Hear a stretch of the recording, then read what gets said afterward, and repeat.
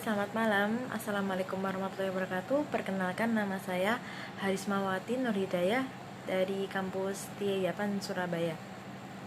Program studi akuntansi semester 4, nomor induk mahasiswa 20181212000. Saya di sini akan mempresentasikan tentang mata kuliah Sistem Informasi Manajemen.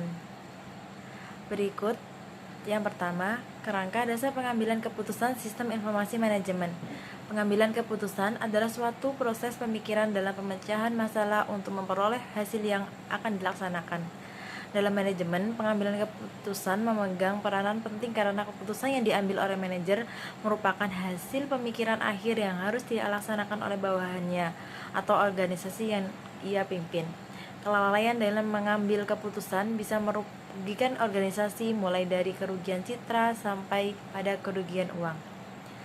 Ada beberapa masalah yang mudah diselesaikan, ada pula masalah yang sulit untuk diselesaikan, tergantung besar masalah dan luas dengan beberapa faktor-faktor. Model yang bermanfaat dan terkenal sebagai kerangka dasar proses pengambilan keputusan terdiri atas 3 tahap. Yang pertama, pemahaman, yang kedua perancangan, yang ketiga pemilihan. Untuk proses pengambilan keputusan, ada beberapa proses pengambilan keputusan. Yang pertama, tahap 1, pemahaman dan perumusan masalah. Yang tahap 2, pengumpulan dan analisis data yang relevan. Tahap ketiga, pengembangan alternatif-alternatif. Tahap keempat, evaluasi alternatif-alternatif. Tahap kelima, pemilihan alternatif terbaik. Tahap keenam, implementasi keputusan. Tahap ketujuh, ada evaluasi hasil-hasil keputusan dari atas tersebut. Untuk kriteria pengambilan keputusan sendiri, suatu pandangan alternatif mengenai kriteria untuk pengambilan keputusan adalah pemuasan. Pandangan ini berasal dari model perilaku deskriptif yang menyatakan penyelidikan untuk mendapatkannya.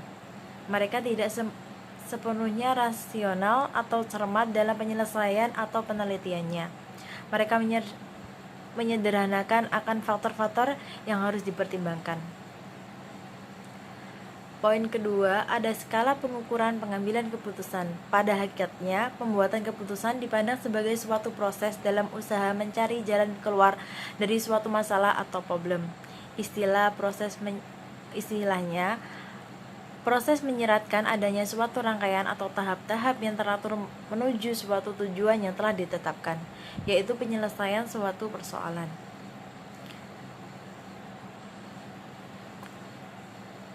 Skala pengukuran ini disusun menurut urutan bertambah banyaknya batasan yang diadakannya. Skala pengukuran yang dimaksud dapat dirinci dan dijelaskan sebagai berikut. Pertama, ada skala nominal. Skala nominal adalah pengukuran dengan taraf yang paling rendah. Di sini suatu objek digolong-golongan dengan simbol-simbol atau angka-angka yang bersifat kualitatif dan kuantitatif. Poin kedua, ada skala ordinal. Skala ordinal adalah suatu skala pengukuran yang sifatnya kualitatif, yang menunjukkan adanya suatu jenjang urutan preferensi yang dikaitkan pada suatu tujuan atau kondisi yang ditentukan, atau dapat dikatakan bahwa skala ordinal adalah objek-objek dalam suatu kategori yang mungkin tidak berbeda dengan objek lainnya. Yang ketiga, ada skala interval. Skala interval adalah suatu skala yang mempunyai ciri-ciri skala ordinal, yang selisih dari tiap-tiap angka atau jenjang preferensi dalam skala tersebut diketahui besarnya dan kemudian pengukurannya. Poin keempat, ada skala rasio. Skala rasio adalah suatu skala interval yang mempunyai titik nol yang nyata. Dalam skala ini, perbandingan setiap titik pada unit pengukuran adalah bebas. Poin kelima adalah ada skala absolut. Skala absolut merupakan ukuran kuantitatif yang jelas dan nyata dan dapat dibandingkan secara langsung. Poin ketiga, ada metode kuantitatif dalam pembuatan keputusan. Operasi berbagai organisasi telah semakin kompleks dan mahal, karena itu menjadi semakin sulit dan penting bagi para manajer untuk membuat rencana dan keputusan yang efektif. ada konsep riset operasi.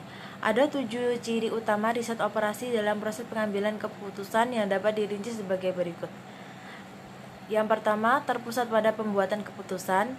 Yang kedua, penggunaan metode ilmiah. Yang ketiga, penggunaan model matematik. Yang keempat, efektivitas ekonomis. Yang kelima, bergantung pada komputer. Yang keenam, ada pendekatan tim. Yang ketujuh, ada organisasi sistem. Ada juga model riset operasi. Sebagai besar proyek riset operasi sangat berstandar pada model matematika. Ada sejumlah cara pengelompokan model yang digunakan dalam riset operasi, yaitu model normatif dan deskriptif. Ada beberapa model dan teknik operasi sebagai berikut. Prognosi linier adalah suatu peralatan riset yang digunakan untuk memecahkan masalah optimasi atau masalah satu jawaban paling baik dari serangkaian alternatif. Poin kedua, ada teori antrian. Karena hampir semua ekonomi dan bisnis beroperasi dengan sejumlah sumber daya yang relatif terbatas, maka sering dijumpai orang-orang, produk, komponen produk, atau kertas kerja sedang menunggu dilayani. Yang ketiga, ada analisis network adalah peralatan yang dikembangkan untuk membantu manajemen dalam perencanaan, pengawasan, dan proyek yang relatif kompleks dan tidak rutin. Poin kelima, ada teori permainan. Adalah suatu pendekatan matematik untuk pembuatan model persaingan atau pertentangan antar pihak yang berkepentingan. Poin kelima, ada model lantai Markov. Adalah suatu teknik matematik yang berguna untuk pembuatan model berbagai macam sistem dan proses yang bisnis.